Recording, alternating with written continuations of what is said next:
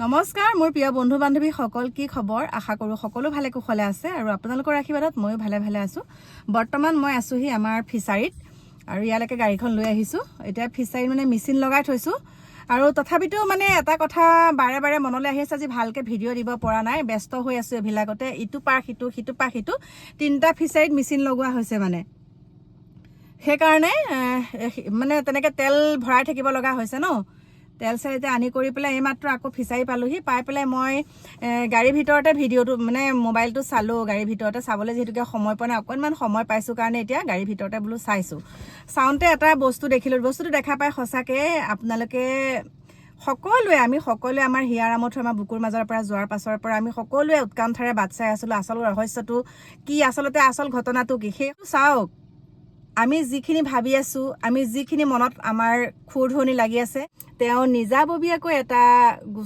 গোচৰ যদি ৰুজু কৰাহেঁতেন ছিংগাপুৰত তেতিয়া বেছি ভাল হ'লহেঁতেন অকণমান শক্তিশালী হ'লহেঁতেন আৰু এখন কেছখন মানে অকণমান আৰু শক্তিশালী হ'লহেঁতেন বুলি আমিনো কি জানো আৰু ন আমাৰ মনত যি আছে সেয়াকে আমি একাংশ প্ৰকাশ কৰিছিলে আৰু ইতিমধ্যে দুলু আহমেদ ডাঙৰীয়াই নিজাববীয়াকৈ ৰুজু কৰিছে ন তাৰ পাছতে এতিয়া এটা পোষ্ট পালো তেওঁ ভগ্নীয়ে দিছে আমাৰ হিয়াৰামঠুৰ ভগ্নীয়ে দিছে যে আমি শক্তিশালী হৈ আছো মানে সকলোখিনিয়ে দি দিছে আপোনালোকে চাবলৈ মন কৰিলেতো আপোনালোকে চাগে দেখা পায়ে আছে ৰ'ব দেই মোৰ ফোন এটা আহিছে হেল্ল' ঐ হেৰি আছে ফিচাৰীত আছো কি বস্তু দিব লাগিব তোমাৰ ডেক্সি কেৰাহী চাউলটো বা হ'ব ডেক্সি কেৰাহী কেইটা লৈ আহিবা গেছটো মই ঘৰৰ পৰা লৈ আহিম বাৰু ঠিক আছে মই ঘৰতে আছো দিয়ক আহা নহ'বা ইয়ালৈ এপাক গৈ আছো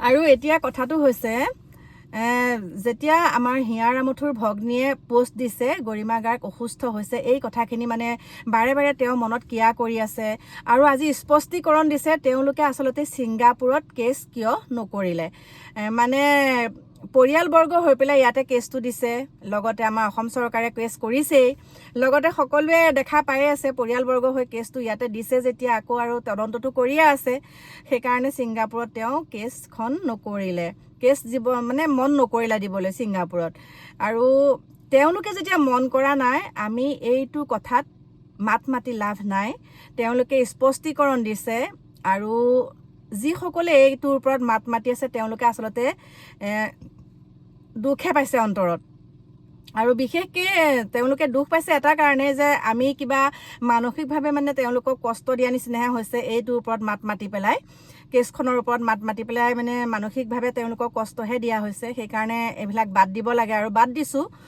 তেওঁলোকৰ নিজৰ লগত কথা ন তেওঁলোকৰ আমিতো ক'ব পাৰোঁ বাকী তেওঁলোকৰ লগত কথা তেওঁলোকে যিটোকে ভাল দেখে সেইটোকে কৰক আৰু বাকী চৰিত্ৰ হননৰ কথাত আহিছোঁ বাকী চৰিত্ৰ হনন তেওঁ যেতিয়া জীৱিত কালত আজিলৈকেতো আমি নুশুনিলোঁ দেই সঁচা কথা ক'বলৈ গ'লে আমি বহুত কিবা শুনি আছিলোঁ কিন্তু আমি হিয়াৰামঠুৰ হৈ এটাও শব্দ নুশুনিলোঁ বেয়া বুলি কিন্তু তেওঁ মানুহজন ঢুকাই যোৱাৰ পিছত ইমান বেয়াকে তেওঁৰ ওপৰত যিবিলাক মানে চৰিত্ৰ হননৰ বাতৰি প্ৰচাৰ কৰিছে বা বাতৰি ওলাইছে বু বাকে আমাৰ মানে বিষপ্ৰভাই যিমানখিনি কথা প্ৰকাশ কৰিছে এনেকুৱালৈকে কৈছে এগৰাকী লেখিকাই এনেকুৱালৈকে কৈছে যে এগৰাকীয়ে নহয়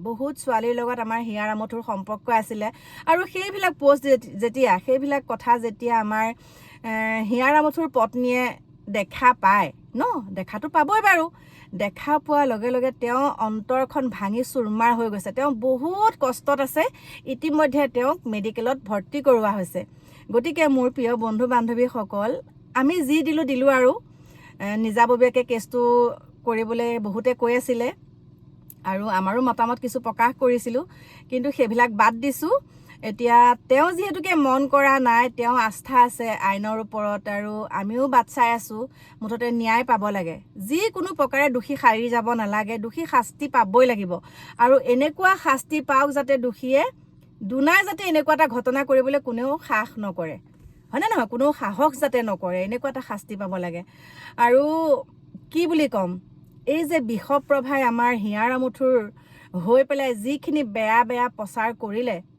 মানে চৰিত্ৰ হননক লৈ সঁচাকৈ বহুত দুখ লাগিছে। আমি বহুত দুখ পাইছোঁ। লগতে আমি যেতিয়া দুখ পাইছোঁ তেওঁৰ পত্নীৰ মনটো কেনেকুৱা লাগিছে কওক। আৰু লেখিকাগৰাকীৰ কথাটো ক'বই নালাগে। তেওঁ যেনেকুৱাখিনি মন্তব্য কৰিছে সেইখিনি চাইতো আমাৰে বুকুখন কঁপি গৈছে। গতিকে কি হয় কি নহয় সেইটো আমি আৰু বাট চাই থাকিব লাগিব ন। আমি বাট চাবহে পাৰোঁ। ভগৱানকে সকলোখিনি দিছোঁ। Justice for Zubeen Garg.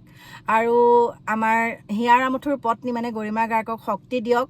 তেওঁ সোনকালে সুস্থ হওক, তাকেহে আমি কামনা কৰিছোঁ। তেওঁ সোনকালে সুস্থ হওক। আমি ভাবিছোঁ তেওঁ নিমাত হৈ আছে, কিন্তু তেওঁ অন্তৰত জ্বলি পকি আছে। তেওঁ কাকো প্ৰকাশ কৰিব পৰা নাই। প্ৰকাশ কৰিলে কিজানি কিবা এটা হয়, সেইটোও তেওঁ চাগে ভাবি আছে। আমিতো তেওঁক দেখি পেলাই গোটেইখিনি কথা আমি ভাবিব নোৱাৰোঁ, হয়নে নহয়? এতিয়া তেওঁ মনত ইমানেই দুখ পাইছে, তেওঁ এতিয়া মানে মেডিকেলত ভৰ্তি হ'ব লগা হৈছে। গতিকে সেয়াই আৰু বহুত বেয়া লাগিছে। এইবিলাক মানে জীৱিত কালতে এটাও নুশুনিলোঁ, কিন্তু মৃত্যুৰ পাছত এনেকুৱা যেতিয়া অপপ্ৰচাৰ চলে সঁচাকৈ আমাৰে বেয়া লাগি গৈছে। গতিকে মোৰ প্ৰিয় বন্ধু বান্ধৱীসকল, কি ক'ম আৰু, বেলেগ ভিডিঅ' দেখোন দিবলৈ মনেই নাযায়। তাৰ ভিতৰতে কিবা কিবি এটা যদি দিওঁ, তথাপিতো আকৌ বাৰে বাৰে মনটো আকৌ এইটোলৈকে আকৌ উভতি আহোঁ। গতিকে সেয়াই দেখিলোঁ যেতিয়া ময়ো কৈছোঁ যে এইবিলাকত লাগি লাভ নাই। লাভ নাই মানে কি আৰু, আমি একো নকওঁ। এইটো ক্ষেত্ৰত আৰু আমি একো নকওঁ। বাকী তেওঁলোকে জানে, তেওঁলোকে জনা শুনা মানুহ ন। গতিকে তেওঁলোকে সেইটো ন্যায় পাব বুলিও ভাবিছে। তেওঁলোকে আইনৰ ওপৰত যেতিয়া আস্থা আছে, আৰু আমিও সেইটোকে ভাবিছোঁ। আমি ন্যায় পাম বুলি ভাবি আছোঁ, আৰু পামেই ন্যায়।